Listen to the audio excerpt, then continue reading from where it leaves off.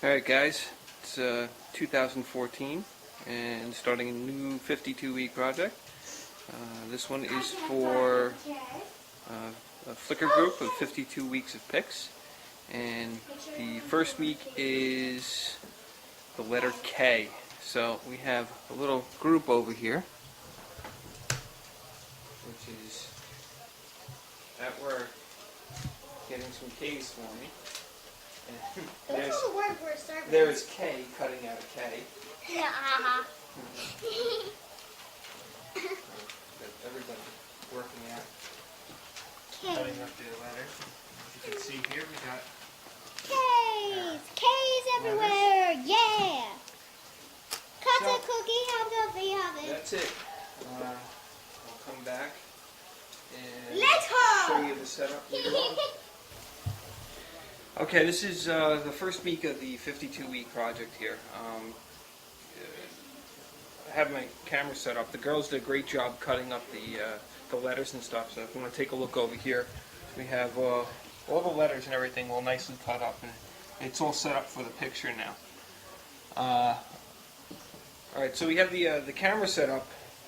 Here is the camera. It has the remote trigger on it. It's the Omnuo remote trigger, radio transmitter, and receiver.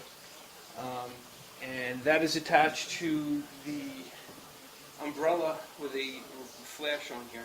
The flash is set to 1/4 power, set up on manual, and I'm going to trigger that with the flash here. So if you want to look at the camera settings on the back here, the settings are 1/60th of a second at f11 ISO 100.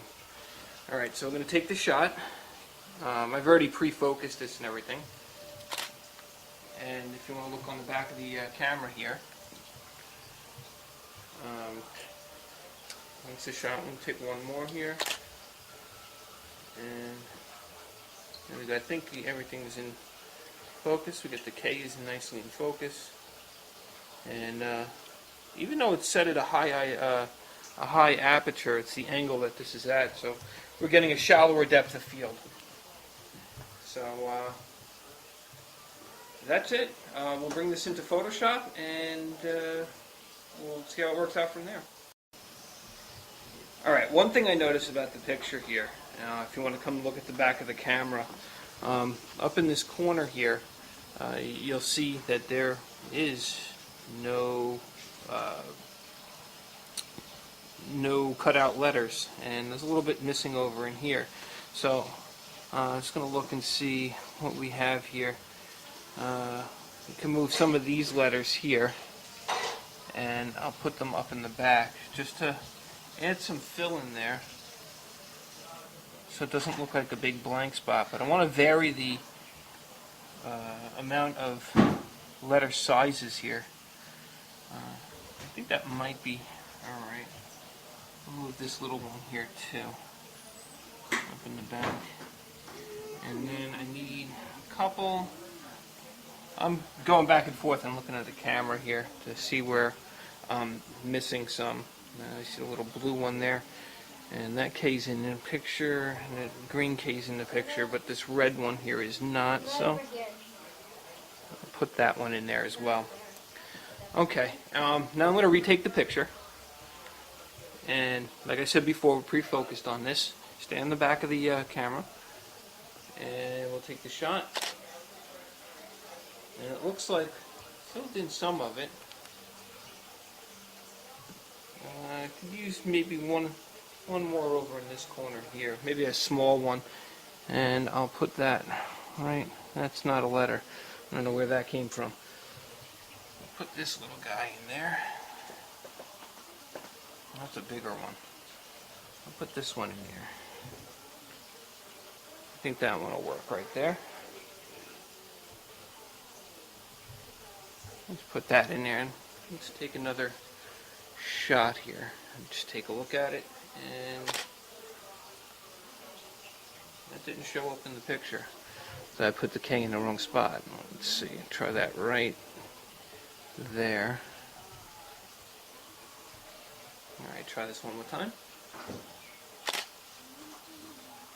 There we go. I like that much better. Okay. And that looks like it should be it. Now I will take it into Photoshop and we'll see how it works. Okay, now we've made it into Photoshop. Actually, I'm not going to be doing too much work in Photoshop because everything can be done in Camera Raw. I'm just going to do a quick sharpening, I think, in Photoshop. So here's all the pictures that I had taken.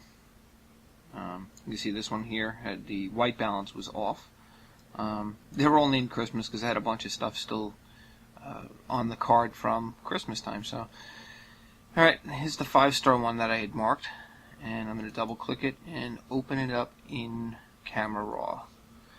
The first thing that I want to do is make sure that the color balance is correct. It looks like it's okay, but I'm going to click on this eyedropper tool right here and then find something that I know was white in the image, which this was white here, this paper.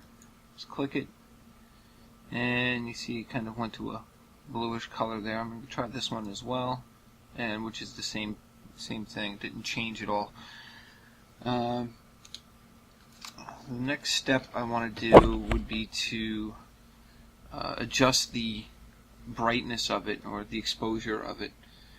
So I'm going to bring it up just a little bit because I think it could use it a little. Not too much. I don't want to overdo it. Go down here.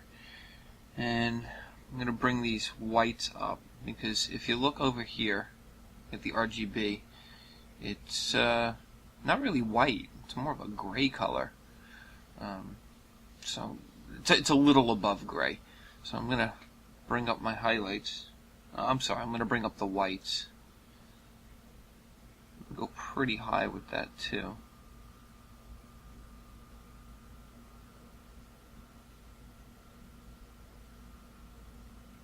Let's see what that looks like.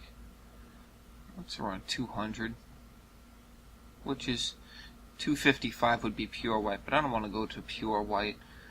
It looks alright. And add a little contrast to it, so I'm going to put more blacks into it here.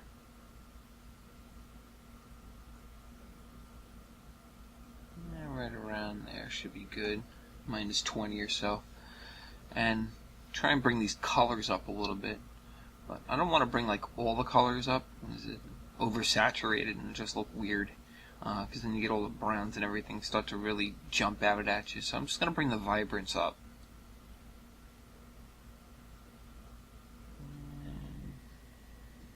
You see, that would be way too much. Right around there I think is pretty good. And do a before and after. You can see what the changes were we made. And I think that's pretty much it in here. So I'm going to open this up as a smart object in Photoshop. As it jumps over into Photoshop, there we go.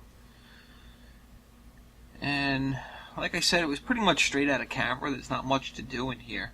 And I guess you really could play around with it if you'd like, but I'm just going to sharpen it up a bit, and that'll be it. So I'm going to go over to Filter, Sharpen, Smart Sharpen, which you can see I use a lot because I have a shortcut bound to it there. And obviously these are the settings I had previously on here. So the percentage of 90% with a 1.1 radius. And then click in here, you can see, find the, there it is. You can see the difference. I don't know if it's going to show up on the video, but it's a very subtle difference. And then the last thing I want to do is go over into these blending options here on the Smart Filter. You double click it, and it opens it up a little blending menu.